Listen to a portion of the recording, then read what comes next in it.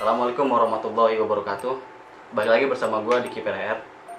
Nah, kesempatan kali ini di samping gue udah ada anak kos-kosan, tentunya anak rantau. Coba kenalin dulu nih. Ya, kenalin nama gue Sebe. Dari mana nih Sebe? Gue perantau dari Kota Palu, Sulawesi Tengah. Pasti udah lama kan ngekos kan?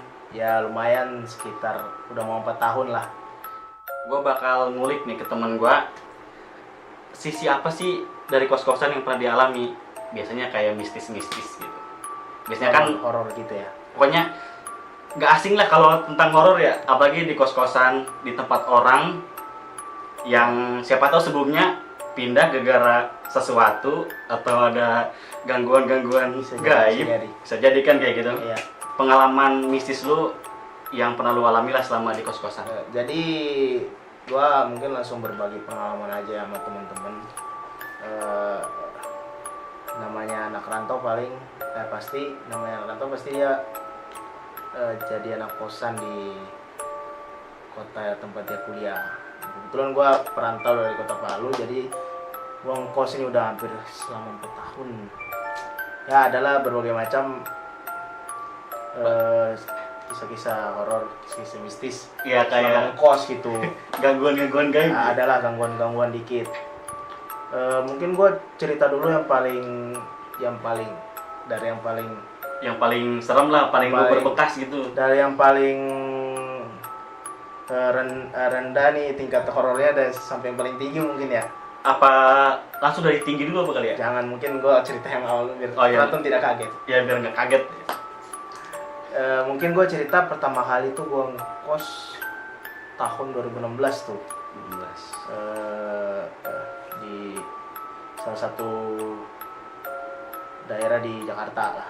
Jakarta. Jadi gue ngekos di situ. Sebenarnya ngekos berdua sama abang gue tuh. Oh, sama abang. Iya, sama abang gue juga ngekos kan. Masih maba lah ya ceritanya. Iya, masih maba tuh, baru awal masuk. Baru bahkan belum bukan taruh peta. Jadi bukan taruh itu kayak pengenalan bahasa kampus lah. Jadi masih masa-masa itulah. Nah, pernah suatu ketika nih gue lagi di kosan, lagi sendiri. Itu kan abang gue itu lembur kan. Abang gue lembur.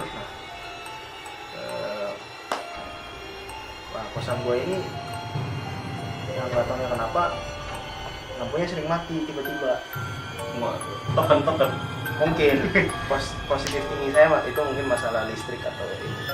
Cuma yang anehnya cuman kosan gue doang yang mati, dan itu kayak ada yang matiin gitu dari sekring. Oh, saklar ya? Saklar dari luar tuh kayak ada tek kali 2 kali tuh. Tapi itu masih positif tinggi, mungkin itu ya orang jahil. sengaja. Cuman itu terjadi beberapa kali itu sama gua. Tapi itu jam berapa kira-kira nih? Ya udah tengah malam, jam 12, Jam 12 setengah 1. Ada juga ya orang nganggur ya? Jam 12 mati-matiin saklar. Nah makanya itu yang aneh. Itu cuman segitu doang apa? Nah, itu yang kan paling rendah.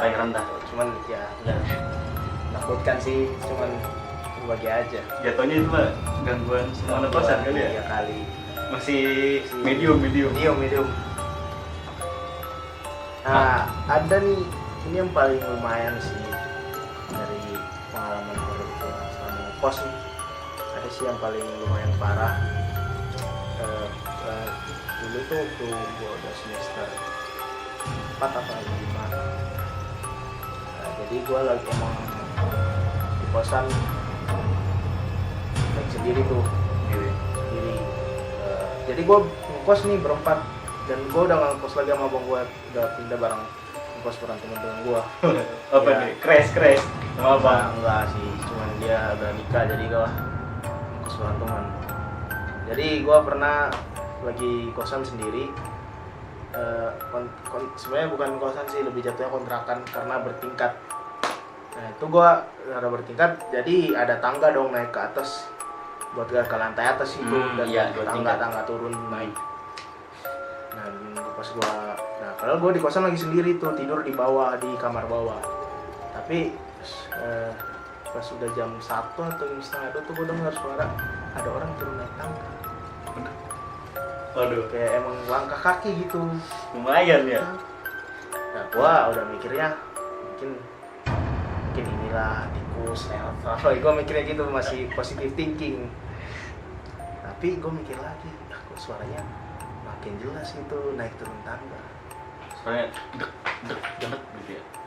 Gua nggak berani ngecek juga karena ya bukan takut sih jatuhnya, karena gua udah ngantuk emang posisi tidur, makanya gua ngecek.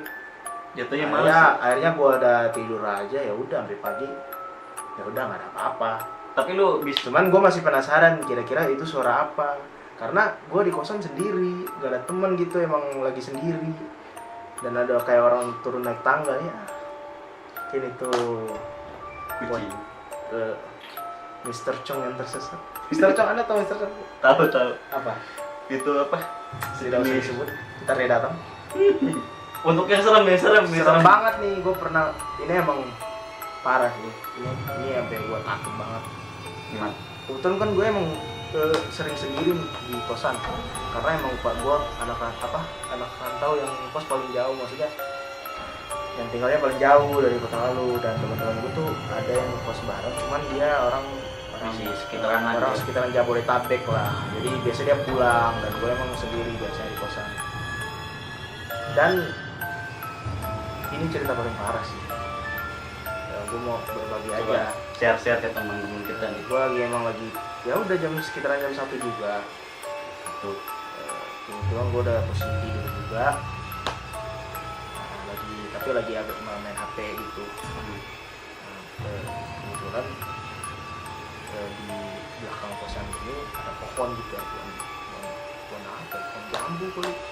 Tapi ya serem lah ibaratnya gitu. Jambu enak. Iya, cuman agak serem gitu pohon. Nah, pas udah jam 1 lewat berapa gitu gue tahu Kenceng. ya lumayan. Coba lu bisa kasih tau nggak? Tahu mas? Suara ketawa ya, Kun apa gimana? Mbak ya Kun. itulah suara ketawa, dia ketawa dong. Aduh. Itu gua langsung tidur, tutup pakai selimut. Udah Pakai keringetan tuh, nggak keringetan sampai pagi. Menahan takut. Udah sih itu paling parah cerita Berarti gua. kita cuman ya segitu lah ya. Tapi kalau ditampaknya belum pernah nggak lu? Alhamdulillah belum pernah, dan semoga tidak, Pasti. karena saya bakal lari secepat mungkin.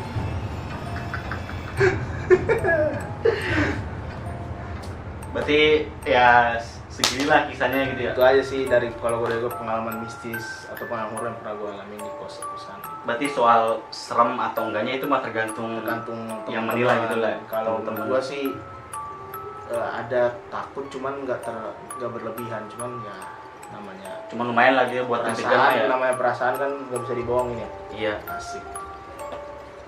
Berarti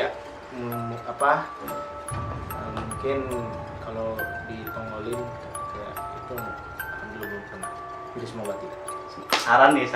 Saran lu lah buat temen-temen yang lain gimana ya? Sarannya tidur baca doa. Itu aja. Apalagi untuk kalian yang beragama. Ya, kalau yang tidak beragama terserah Anda. Oke, cerita kali ini mungkin cukup sampai di sini. Tunggu video selanjutnya. Nah, untuk teman-teman yang suka sama video ini, jangan lupa di subscribe channel kita biar kalian gak ketinggalan video terbaru dari channel ini.